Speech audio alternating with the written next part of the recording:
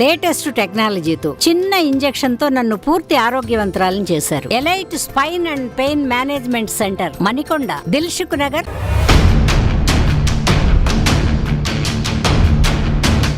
Bengaluru rave party Telugu రాష్ట్రాల్లో తీవ్ర దుమారం రేపుతోంది.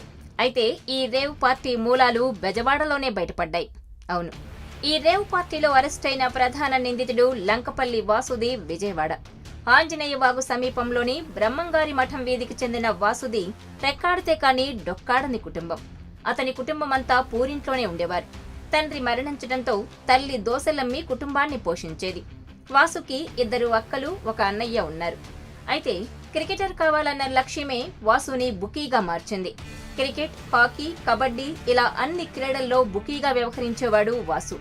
తెలుగు రాష్ట్రాలు సహా బెంగళూరు, చెన్నై, ముంబైలో భారీగా బెట్టింగ్ నెట్వర్క్ ఏర్పాటు చేసుకున్నాడు. ఆ తర్వాత తన వ్యాపారాన్ని మరింత విస్తరించి హైదరాబాద్, బెంగళూరులో పబ్బులు కూడా నిర్వహిస్తున్నాడు. అతనికి భార్య, 2 కుమార్తెలు ఉన్నారు. వారు విజయవాడలోనే ఉంటారు. వాసు అప్పుడప్పుడు ఇంటికొచ్చి వెళ్తుంటాడు. దుబాయ్, బెంగళూరు, మలేషియాలో పనిచేస్తానని చుట్టుపక్కల వారిని నమ్మించాడు.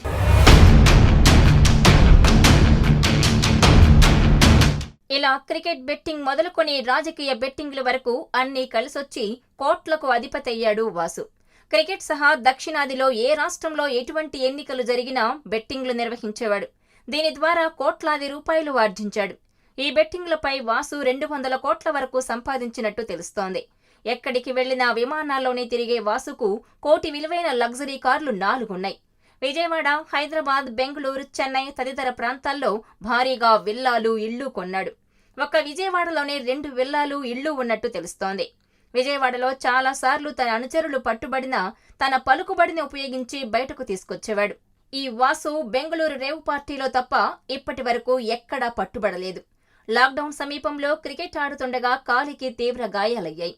ఇటీవలి వరకు చేతికర్ర సాయంతోనే నడిచేవాడు. కిడ్నీస్ కూడా దెబ్బతిన్నాయి. హార్ట్ ప్రాబ్లం రావడంతో స్టంట్ వేసినట్టు తెలుస్తోంది.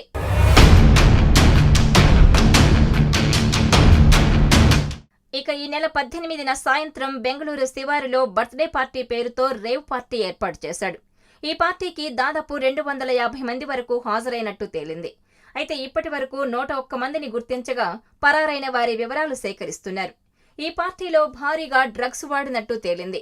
పార్టీలో పట్టుబడిన వారి బ్లడ్ సేకరించి టెస్టుల కోసం పంపించారు. ఇక పార్టీలో 3 డ్రగ్స్ పెడ్లర్స్ ను అరెస్ట్ చేశారు. వాసుతో సంబంధం లేకుండా వారు పార్టీలోకి రావడం అసాధ్యమంటున్నారు పోలీసులు.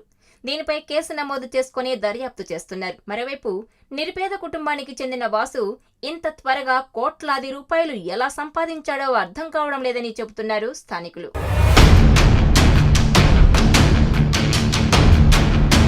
మరిన్ని వీడియోస్ కోసం ఛానల్ ని సబ్స్క్రైబ్ చేయండి. లేటెస్ట్ అప్డేట్స్ కోసం వాట్సాప్ ఛానల్ ని ఫాలో చేయండి. అండ్ లింక్ డిస్క్రిప్షన్ లో ఉంది.